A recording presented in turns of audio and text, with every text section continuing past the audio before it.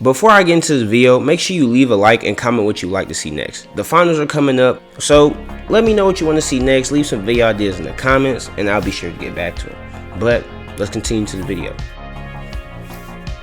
On May 27th, 2018, a young Boston Celtics team lost to a LeBron-led Cavs team in Game 7 of the Eastern Conference Finals. Now, this Celtics team had made it all the way to the Eastern Conference Finals without their best player, Kyrie Irving. They were instead led by a young superstar, Jason Tatum. However, at the time, he hadn't yet reached a level in his career where he could take the crown as the king of the East, and that certainly wasn't going to happen against a talent such as LeBron James in the year of 2018. Now, fast forward about 6 years later to the year 2024, he finds himself in the finals for a second time in his career, but this time as the undisputed best player on his team. The time before, he went up against the Golden State Warriors, and just like against LeBron, he wasn't yet ready to take on a talent such as Steph Curry to take the crown as one of the best players in the NBA. But this is a bit different. See, this time, the Celtics have had a dominant run throughout the East, and Jason Tatum has been pretty impressive during this time as well.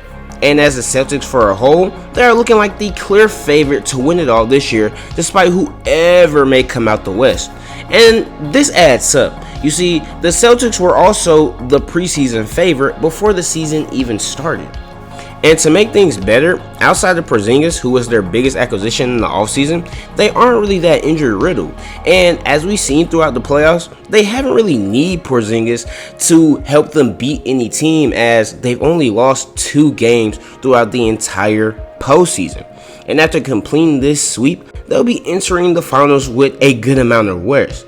But with all of these things being known, it makes you wonder if this is the year that the Celtics can finally get over the hump and win the finals.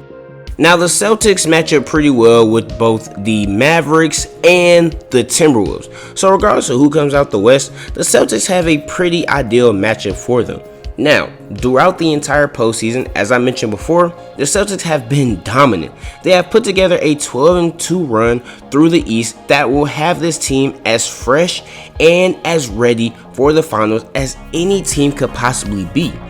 Even if the competition wasn't strong this playoffs, and I'll admit it wasn't, this playoff run has allowed Boston to see many different predicaments. They still had to problem solve their way to 12 victories, and outside of the final 2 games of the series versus the Pacers, every encounter provided something unique. Now, detractors and haters will try to sneer at Boston's achievement, pointing out the weakened conference or the injured opponents that they had to go through, which is true. They did have an easier path than others. They didn't really have to face Donovan Mitchell because he was injured. They didn't really have to face Tyrese Halliburton because he was injured.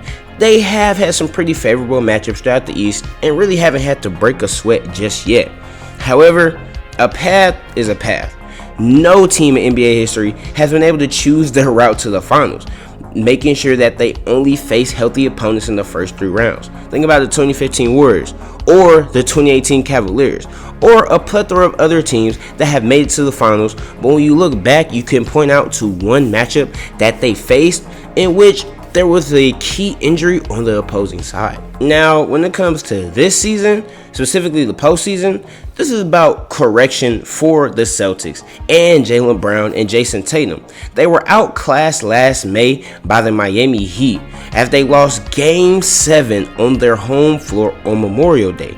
This was a series in which Jaylen Brown had the toughest stretch in his entire career. He averaged 19 points while shooting 7 of 43 from the perimeter and had more turnovers than assists. But 1 year later, coincidentally on Memorial Day again, Jaylen Brown delivered the gem.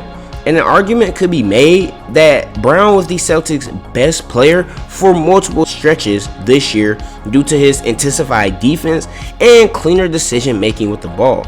All of it has been showcased in the playoffs, especially when it mattered the most. For this series specifically, Jaylen Brown averaged 29.8 points, 5 rebounds, and 2 steals per game. He shot 58.3% from the 2 and 37% from threes, which erased the sour taste from last year's defeat. It was the perfect response to those who questioned Boston for handing him the 5-year, $286 million Supermax last summer. I was one of those people, and this run has shut me up a little bit, but I do have to see the way he performs in the finals. His partner in crime, Jason Tatum, has been pretty good as well. In the first game of the series in the Eastern Conference Finals, Tatum showcased his ability to carry the Celtics in crucial moments. Now, in one of these crucial moments, he did have a costly turnover, but he responded with that turnover with 6 consecutive points, which led the Celtics to a win in overtime. And in game 2, it was a pretty solid performance. Although his offensive output was not as high as other games, he still played a crucial role in helping the Celtics secure a victory, as he notched 23 points, 6 rebounds, and 5 assists. And in game 3, this was his standout performance. He matched his playoff career high with 36 points and recorded 10 rebounds and 8 assists. This showcases versatility on both ends of the court as he neared a triple-double, and this was instrumental in the Celtics' comeback from an 18-point deficit, which led them to a 114-111 victory. And in the closeout game, Tatum had another strong showing. He scored 26 points, grabbed 13 rebounds, and dished out 8 assists as he had another near triple-double.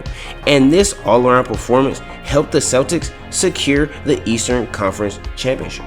But this is no different than what he has done all postseason. Tatum has been consistently averaging 26 points per game all postseason. This is a consistent scoring punch that the Celtics have needed, and who better than Jason Tatum to help carry the offensive load. Now, when it comes to rebounding, Tatum always has a huge impact on the boards, and is no different this postseason. He's averaging 10.4 rebounds per game. His ability to help the Celtics control the glass and secure crucial possessions has been monumental for them all postseason, specifically in this Indiana series where he had multiple games of double-digit rebounds. Now, when it comes to playmaking, this is an area where Tatum has usually struggled, especially in the past, but he stepped it up this postseason. He showcased his playmaking abilities as he's averaged 5.9 assists per game. This demonstrates his ability to create scoring opportunities for his teammates and make smart decisions with the ball. One of the biggest critiques he had coming out of the Warriors series a couple of years ago was his decision making with the ball was very questionable, and it just made you wonder what he was thinking. However, so far in these playoffs, that has not been the case. However, I'd be lying if I said it was just Jason Tatum and Jaylen Brown carrying the Celtics the entire way. Let's not forget that they have Derek White and Jrue Holiday, which forms arguably the best two-way backcourt in the league. And these two have been causing backcourt trouble all throughout the playoffs, just as they did in the regular season.